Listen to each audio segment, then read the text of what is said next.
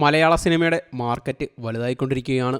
OTTയുടെ വരവോടെ മറുഭാഷാ സിനിമാ പ്രേമികളിലേക്ക് എത്തിത്തുടങ്ങിയ മലയാള സിനിമ ഇപ്പോൾ അവരെ തിയേറ്ററുകളിലേക്കും എത്തിക്കുന്നു. മഞ്ഞുമൽ ബോയ്സിനും പ്രേമലുവിന് ശേഷം ഇതര ഭാഷക്കാരായ സിനിമാ പ്രേമികളുടെ ശ്രദ്ധ നേടിയിട്ടുള്ള ചിത്രമാണ് ആടുജീവിതം. മലയാള സിനിമയ്ക്ക് അഭിമാനിക്കാവുന്ന ടിക്കറ്റ് ബുക്കിംഗ് കണക്കുകൾ ഇപ്പോൾ പുറത്തെത്തിയിരിക്കുകയാണ്. പ്രമുഖ ഓൺലൈൻ ടിക്കറ്റ് ബുക്കിംഗ് ആപ്പായ ബുക്ക് മൈ ഷോയുടെ കഴിഞ്ഞ 24 മണിക്കൂർ നേരത്തെ ബുക്കിംഗ് കണക്കാണിത്.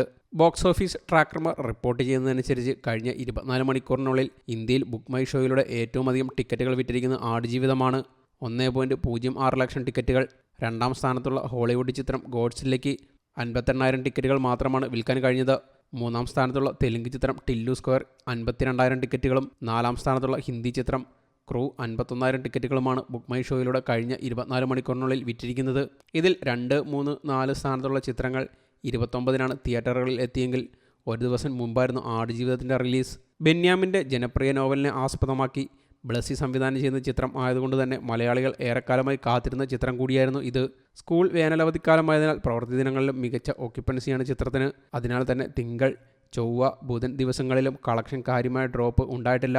പുതിയ ഓരോ ശ്രദ്ധേയമായ ചിത്രങ്ങൾ റിലീസിനെത്തുമ്പോഴും മലയാള സിനിമയുടെ വളർന്നുകൊണ്ടിരിക്കുന്ന മാർക്കറ്റ് കൂടിയാണ് വെളിപ്പെടുന്നത്. ബോക്സ് ഓഫീസിലെ പ്രധാന നാഴികക്കല്ലുകൾ പിന്നിടാനെടുക്കുന്ന സമയം ഇപ്പോൾ ചുരുങ്ങിയിട്ടുണ്ട്. അതിൻ്റെ ഏറ്റവും പുതിയ ഉദാഹരണമാണ് ആടുജീവിതം. വെറും 4 ദിവസം കൊണ്ടാണ് ചിത്രം 50 കോടി ക്ലബിലെത്തിയത്. വാരാന്ത്യ ദിനങ്ങൾക്ക് ശേഷവും ബോക്സ് ഓഫീസിൽ കിതപ്പ് കാട്ടാതെ ചിത്രം ഇപ്പോഴും കുതിപ്പ് തുടരുകയാണ്. റിലീസിൻ്റെ ആദ്യവാരം പിന്നിട്ടപ്പോൾ ചിത്രം വലിയ നേട്ടം സ്വന്തമാക്കിയിട്ടുണ്ട്. 28-ന് തിയേറ്ററുകളിലെത്തിയ ചിത്രം വെറും 7 ദിവസങ്ങൾ കൊണ്ട് മലയാളത്തിലെ എക്കാലത്തെയും വലിയ വിജയങ്ങളിൽ 6ാം സ്ഥാനത്ത് എത്തിയിരിക്കുകയാണ്.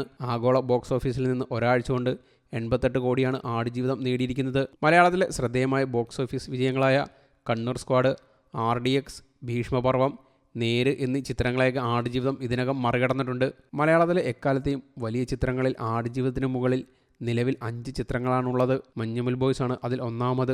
ലിസ്റ്റിൽ 2018, പുലിമുരുകൻ, പ്രേമലു, ലൂസിഫർ എന്നീ ചിത്രങ്ങളാണ് തുടർസ്ഥാനങ്ങളിൽ.